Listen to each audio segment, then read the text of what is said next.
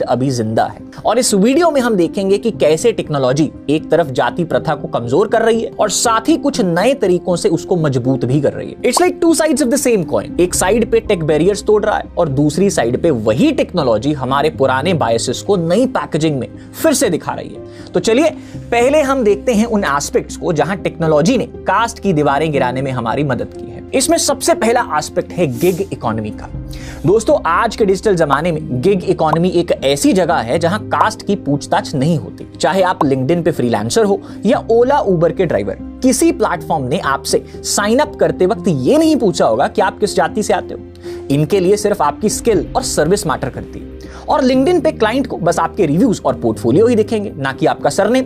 उबर ओला app पर भी rider को ड्राइवर की रेटिंग या गाड़ी का मॉडल नंबर पता होता है, कास्ट नहीं पता होती। अब देखो इसका फायदा क्या हुआ।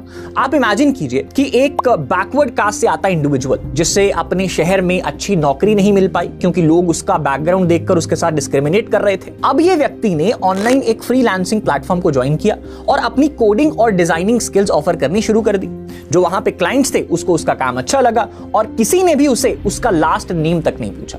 धीरे धीरे उसकी कमाई बढ़ने लगी और उसका करियर बन गया सिर्फ अपने टैलेंट के दम पर, बिना किसी कोटा या फेवर के। अब इसके बाद जब उसने मेट्रोपॉलिटन शहर में अपने लिए एक अच्छी सोसाइटी में घर लिया तो उसका लाइफस्टाइल देखकर किसी ने भी कभी भी उसकी जाति के बारे में पूछा ही नहीं और ना ही आगे चल के उसके बच्चों को कभी ये फेस करना पड़ा। तो टेक की वजह से टूटे बैरियर, जिससे आई इकोनॉमिक अपलिफ्टमेंट, जिसने हमेशा के लिए उसकी और उसके आने वाली जनरेशंस की कास्ट के शक्ल्स को तोड़ दिया। अब इंडिया में मिलियंस ऑफ लोग ऐसे ही प्लेटफॉर्म से जुड़े हैं। नीति आयोग की रिपोर्ट के मुताबिक 2030 तक लगभग 2.3 करोड़ इंडियंस गिग वर्कफोर्स का हिस्सा होंगे। इस ह्यूज क्राउड में हर कास्ट, हर कम्युनिटी के लोग शामिल हैं और काम के दम पर अपने पैसे कमा रहे हैं। जैसे आपने कभी अपने जोमैटो या स्विगी राइडर से उसकी जाति नहीं पूछी होगी, राइट? हाँ, ग्राउंड लेवल पर बायस अभी भी हो सकता है। जैसे कभी कभार कोई राइडर जो है वो नाम देख के राइड कैंसिल कर देगा क्योंकि वो ट्रेडिशनल पैथेटिक माइंडसेट वाले लोग अभी भी आपको समाज में मिल जाएंगे। लेकिन प्लेटफॉर्म की पॉलिसी और डिजाइन कास्ट ब्लाइंड होती है। ये एक बहुत बड़ा पॉजिटिव चेंज है जहां टेक्नोलॉजी ने एक तरह से जाति को इररिलेवेंट बनाने की कोशिश की है। अब गिग इकोनॉमी ने नए एंटरप्रेन्योर्स को भी जन्म दिया है। जैसे किसी दलित महिला आर्टिशन को पहले अपने हाथों से बनाए प्रोडक्ट्स बेचने के लिए मार्केट में डिस्क्रिमिनेशन फेस करना पड़ता था या फिर मिडिलमैन का मोहताज होना पड़ता था जो अक्सर उसका फायदा उठाते थे। अब वही महिला व्हाट्सएप, फेसबुक या इंस्टाग्राम के थ्रू डायरेक्ट कस्टमर से जुड़ सकती है। कस्टमर को अगर उसका काम पसंद आए तो ऑर्डर मिल जाएगा और आप फिर से रिलेट करो। क्या कभी इंस्टाग्राम पेज पर पसंद आए किसी प्रोडक्ट के ओनर से आपने उसकी कास्ट पूछी है? Answer is no. अब इस तरह से डिजिटल प्लेटफॉर्म्स ने बिना कास्ट आइडेंटिटी के बर्डन के बहुत से लोगों को सेल्फ एम्प्लॉयमेंट और बिजनेस का मौका दिया है। तीसरा एस्पेक्ट है एआई और ऑटोमेशन का। देखिए, हायरिंग में एआई और ऑटोमेशन का इस्तेमाल बढ़ता जा रहा है। AI based recruitment tools theoretically unbiased होते हैं। इनके जो एल्गोरिदम्स हैं उनको फर्क नहीं पड़ता कि भाई एप्लीकेंट शर्मा है या शेख है, लेकिन जब तक इनपुट सिर्फ स्किल्स और परफॉर्मेंस का है। ये लेकिन शब्द ध्यान रखिएगा। अब बहुत सी कंपनीज रिज्यूमेस को नाम और प्रोफेशनल डिटेल्स छुपा के इवैल्यूएट करती हैं, जिसको बोला जाता है ब्लाइंड स्क्रीनिंग, ताकि सिर्फ क्वालिफिकेशंस दिख पाएं। सोचिए एक ऑनलाइन कोडिंग टेस्ट जहां राम कुमार जी और रहीम अंसारी जी दोनों पार्टिसिपेट कर रहे हैं। दोनों ने जब अपना कोड सबमिट करा, सिस्टम ने बस ये देखा कि कोड कितना सही और एफिशिएंट है। अगर दोनों का स्कोर इक्वल है तो एआई उन्हें बिना किसी ह्यूमन बायस के नेक्स्ट राउंड का बराबर चांस देगा, जिससे कि वो पहले के जो ह्यूमन एचआर वाला बायस था वो इसने एलिमिनेट कर दिया। अब अगला एस्पेक्ट है एडटेक रेवोल्यूशन का। देखिए, एजुकेशन हमारी सोसाइटी में प्रोग्रेस का सबसे बड़ा टूल है और टेक्नोलॉजी ने अब एजुकेशन को सबके लिए बहुत ज्यादा एक्सेसिबल बना दिया है। ऑनलाइन लर्निंग प्लेटफॉर्म्स जैसे कि स्टडी आईक्यू, इंटरनेशनल लेवल पर खान एकेडमी और कोर्सेरा ने नॉलेज को डेमोक्रेटाइज किया है। इन प्लेटफॉर्म्स पर किसी से भी उसका कास्ट नहीं पूछा जाता, बस एक ईमेल या फोन नंबर से लॉगिन करो और आपका सफर शुरू। आज एक दलित गांव का स्टूडेंट भी घर बैठे यूट्यूब पर यूपीएससी जैसे जो सिर्फ 17-18 साल पहले तक एलिट्स का एग्जाम समझा जाता था या even for that matter NEET या जेई की तैयारी कर सकता है, उसके लेक्चर्स देख सकता है। वही लेक्चर्स जो शायद एक प्रिविलेज्ड सिटी स्टूडेंट कोचिंग में जाकर देख रहा होगा। फॉर एग्जांपल, बिहार के एक रिमोट एरिया के लड़के ने जब top IIT entrance exam crack किया, partly because he used free online materials. तो ये क्लियर हो गया कि कैसे इंटरनेट ने टैलेंट को इकोनॉमी और जाति की बंदिश से आजाद किया। अब of course digital divide, internet access की कमी एक चैलेंज अभी भी है और कई गरीब कम्युनिटीज इस वजह से पीछे रह जाती हैं। पर ओवरऑल ट्रेंड ये है कि टेक बेस्ड एजुकेशन ने जन्म से अधिकार वाली फीलिंग को काफी हद तक कम किया है। अब मेहनत और टैलेंट बिना किसी बायस्ड टीचर या कॉलेज के दबाव के ज्यादा ओपनली शोकेस हो सकते हैं। एक रिपोर्ट के हिसाब से ऑनलाइन लर्निंग प्लेटफॉर्म्स के अधिकांश यूजर्स बड़े शहरों के बाहर से आते हैं। बड़ी बड़ी एडटेक कंपनीज ये दावा करती हैं कि उनके प्लेटफॉर्म से तैयारी करके कई नॉन मेट्रो स्टूडेंट्स ने यूपीएससी, आईआईटी जेईई, नीट जैसे टफ एग्जाम्स क्रैक किए हैं और उनमें टॉप रैंक्स भी हासिल करी हैं। लेकिन चौंकाने वाली बात यह है कि इनमें से काफी फर्स्ट जनरेशन लर्नर्स थे जिनके परिवार में पहले कोई हायर एजुकेशन तक भी नहीं पहुंच पाया। सोचो अगर इंटरनेट ना होता तो शायद ये बच्चे अपने गांव तक ही सीमित रह जाते। इस डिजिटल रेवोल्यूशन की वजह से नॉलेज का डिसेंट्रलाइजेशन हुआ है। मतलब अब सिर्फ एलीट स्कूल्स या कॉलेजेस तक ही ज्ञान सीमित नहीं है। अब यह सब देखकर लगता है कि अगर सही से पहुंच हो तो टेक्नोलॉजी शिक्षा के माध्यम से कास्ट के शेकल्स को तोड़ने की ताकत रखती है। लेकिन जैसा हमने शुरुआत में कहा कि भाई every coin has two sides, तो भाई इसका एक नेगेटिव साइड भी है। तो चलिए उसकी बात करते हैं। जैसे वो कहते हैं ना कि ओल्ड हैबिट्स डाई हार्ड, और हम देखते हैं कि जो लोग और सिस्टम्स टेक्नोलॉजी बनाते हैं उनके बायसेस कभी कभी टेक में सीप इन कर जाते हैं। अब कुछ एग्जांपल्स देखते हैं जहां ना चाहते हुए भी डिजिटल प्लेटफॉर्म्स और एल्गोरिदम कास्टिज्म को नए अंदाज में जिंदा रख रहे हैं। कुछ लोग आज भी डिलीवरी एप्स पर डिलीवरी बॉय का नाम देखकर ऑर्डर कैंसिल कर देते हैं अगर उन्हें लगता है कि उनका डिलीवरी पर्सन लोअर कास्ट या दूसरे रिलीजन से होगा। यानी प्रेजुडिस का घोस्ट अभी भी जिंदा है, बस उसका एवेटार डिजिटल हो गया है। इसके बाद आती हैं बायस्ड जॉब एल्गोरिथम्स। क्या आपको लगता है कि सिर्फ इंसान ही डिस्क्रिमिनेट करते हैं? सोचिए अगर एक एआई को ऐसे डेटा से ट्रेन किया गया हो जो ऑलरेडी बायस्ड है, तो एआई भी बायस्ड डिसीजन देगा। यही खतरा है हायरिंग एल्गोरिथम्स का। कई companies automated resume screening software use कर रही हैं जो पास्ट हायरिंग डेटा देख के आइडियल कैंडिडेट का प्रोफाइल बनाते हैं। अगर पास्ट में कंपनी ज्यादातर अपर कास्ट और अर्बन कैंडिडेट्स ही हायर करती है, जो इंडिया में हिस्टोरिकल बायस की वजह से हुआ ही होगा, तो एल्गोरिथम भी अपनी ट्रेनिंग के हिसाब से वही पुराने बायसेस को मद्देनजर रखते हुए एक आइडियल प्रोफाइल वैसी ही चुनेगा। फॉर इंस्टेंस एक हाइपोथेटिकल सिनेरियो लेते हैं। हायरिंग एल्गोरिदम को मान लीजिए पिछले 10 साल के कैंडिडेट के प्रोफाइल्स दिए गए ट्रेनिंग पर्पस के लिए। डेटा से पैटर्न मिला कि जिनके एड्रेस मेट्रो सिटीज के थे उनकी सिलेक्शन और परफॉर्मेंस बेटर थी और रूरल पिन कोड वाले कैंडिडेट्स कम हायर हुए।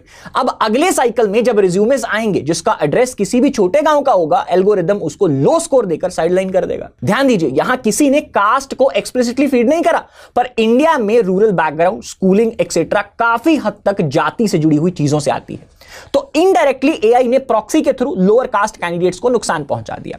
इसी तरह सरनेम भी एक प्रॉक्सी डेटा बन सकते हैं। सरनेम से अक्सर पता चल जाता है कि आदमी किस जाति का होगा। हो सकता है कि हायरिंग सॉफ्टवेयर रिज्यूमे स्कैन करते वक्त नाम को भी सटली फैक्टर इन कर ले। अगर कंपनी के हिस्टोरिक डेटा में मान लीजिए शर्मा सरनेम वाले कैंडिडेट ज्यादा हायर हुए, तो एल्गोरिदम को लग सकता है कि Sharma types are more preferable. For example 2018 में पता चला कि अमेजॉन का एक रिक्रूटमेंट एआई फीमेल एप्लीकेंट्स को कंसिस्टेंटली लो रैंक दे रहा है क्योंकि ट्रेनिंग डेटा में मोस्टली मेल रिज्यूमेस थे। अब कंपनी ने तुरंत उस सिस्टम को बंद कर दिया। अब सोचिए जिस देश में कास्ट बायस इतना गहरा है, वहां अगर ध्यान नहीं दिया गया तो एआई भी कास्टिस्ट रिजल्ट निकाल सकता है। और सबसे दिक्कत वाली बात यह है कि यह सब अभी अपने इनिशियल लेवल ऑफ डेवलपमेंट में है, जिसकी वजह से भारत में एआई बायस को एड्रेस करने के लिए अभी खास कानून भी नहीं है। अब नीति आयोग की गाइडलाइंस में यह जरूर लिखा है कि एआई सिस्टम्स को कास्ट, जेंडर, रिलीजन के आधार पर डिस्क्रिमिनेट नहीं करना चाहिए, पर अभी यह इंश्योर करने की जिम्मेदारी लार्जली कंपनीज पर ही है। इसलिए हमारी गवर्नमेंट को अभी से ध्यान देना होगा कि या तो ये कास्ट सिस्टम बंद हो और नहीं तो इस सिस्टम में जो एआई का बायस है उसके ऊपर ध्यान देना होगा, ताकि डिजिटल इंडिया में भी मैनुअल इंडिया वाली कहानियां रिपीट ना हो। अगला एस्पेक्ट, क्रेडिट स्कोर। देखिए, पैसे की दुनिया में भी टेक घुस आया है। आपने ये नोटिस किया होगा कि लोन्स सैंक्शन करने और क्रेडिट लिमिट डिसाइड करने में आजकल एल्गोरिदम्स का इस्तेमाल होता है। अब बैंक से लोन या क्रेडिट कार्ड अप्लाई करो तो पीछे एक ऑटोमेटेड सिस्टम आपका बैकग्राउंड चेक करके ये डिसाइड करता है कि आप कितने ट्रस्टवर्दी बॉरोवर हो। अब आइडियली ये सिस्टम सिर्फ financial history, income, repayment record देखते हैं, पर दिक्कत तब आती है जब इनके इनपुट्स में ऐसी चीजें शामिल हो जाती हैं जो कास्ट को इनडायरेक्टली इंडिकेट कर देती हैं। सोचिए, अगर एल्गोरिदम ये देखता है कि एप्लीकेंट किस एरिया या पिन कोड से है और उस एरिया में डिफॉल्ट रेट ज्यादा है, तो वो एप्लीकेंट को हाई रिस्क कैटेगराइज करके लोन रिजेक्ट कर सकता है। हमारे देश में जाति और ज्योग्राफी काफी इंटरलिंक्ड है। बहुत से दलित, आदिवासी कम्युनिटीज अलग बस्तियों या गांव में रहते हैं जहां पॉवर्टी और lack of credit history common होती है। अब कोई वहां का रहने वाला लोन मांगने जाए तो शुरू से ही सिर्फ उस लोकेशन के चलते एल्गोरिदम का स्कोर कम हो सकता है, यानी बिना जाति पूछे भी सिस्टम उसका क्रेडिट प्रोफाइल कमजोर मान लेगा। कुछ स्टडीज में यह बात सामने आई है कि लोअर कास्ट बोरोवर्स को इवन सेम फाइनेंशियल प्रोफाइल होने पर भी लोन मिलने की प्रोबेबिलिटी कम होती है। एक रीसेंट स्टडी में पता चला कि माइक्रो फाइनेंस सेक्टर में लोअर कास्ट महिला एंटरप्रेन्योर्स को सेम क्रेडिट स्कोर के बावजूद लोन मिलने के चांसेस काफी कम थे। यानी जो बायस पहले लोन ऑफिसर्स के दिमाग में था, अब वो डेटा पैटर्न्स के थ्रू मॉडल में भी दिख सकता है। एक्सपर्ट्स इसे डिजिटल रेड लाइनिंग कहते हैं। जैसे पहले कुछ कम्युनिटीज को बैंक्स नजरअंदाज करते थे, वैसे ही अब एल्गोरिदम्स जाने या कहीं अनजाने में ये कर सकते हैं। तो फाइनली क्वेश्चन आता है कि भाई इसका सॉल्यूशन क्या है। लेकिन सॉल्यूशन जानने से पहले हमें यह जानना होगा कि हमें सॉल्यूशन चाहिए क्यों। देखो, आज तक भारत कास्टिज्म के शेकल्स में बंधा हुआ है, जिसकी वजह से हमें रिजर्वेशन लानी पड़ी, जिसके जो रेपरकशंस हम आज तक भुगत रहे हैं। अब हमने यह माना था कि टेक्नोलॉजी आएगी तो टेक्नोलॉजी से लोग इकोनॉमिकली अपलिफ्ट होंगे, इकोनॉमिक अपलिफ्टमेंट की वजह से उनके जो कास्टिज्म के शेकल्स हैं वो चले जाएंगे, और कास्टिज्म के शेकल्स जाने से हम शायद रिजर्वेशन एंड कर पाएंगे।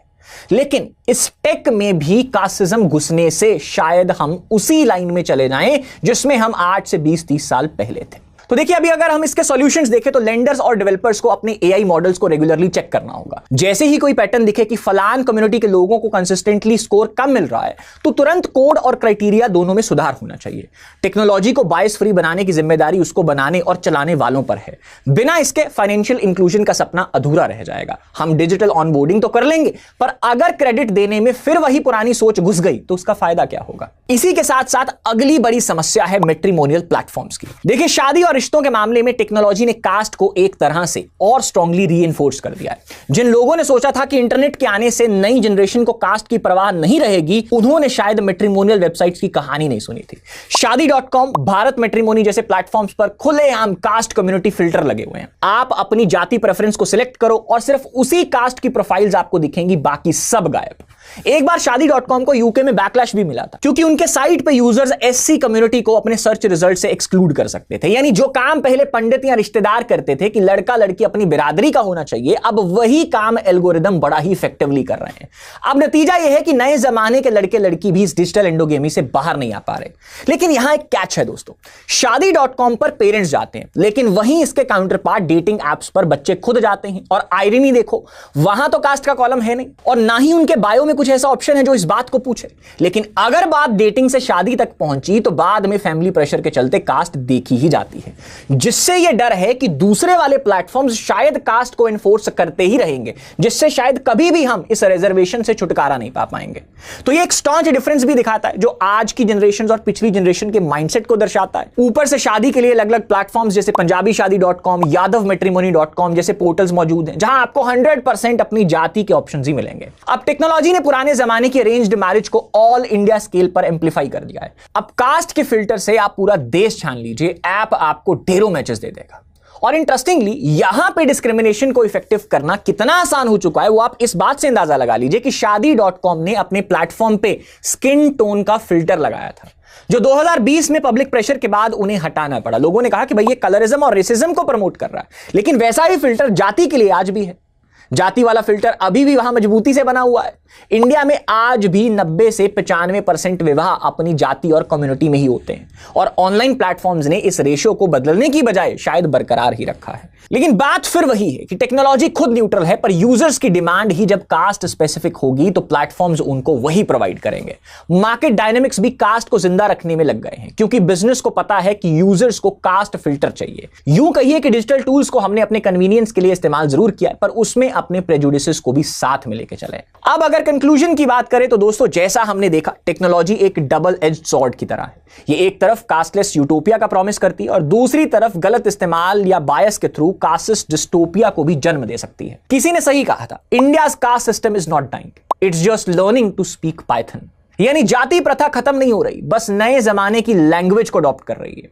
आखिर में बात इस पर आती है कि टेक्नोलॉजी का इस्तेमाल किस तरह और किस नियत से हो रहा है। टेक एक टूल है, एक तलवार की तरह। सही हाथों में पड़ा तो न्याय और प्रगति लाएगा, गलत सोच के साथ इस्तेमाल हुआ तो जुल्म और भेदभाव को नए तरीके से चलने देगा। अगर हम अपने एल्गोरिदम्स और प्लेटफॉर्म्स को कॉन्शियसली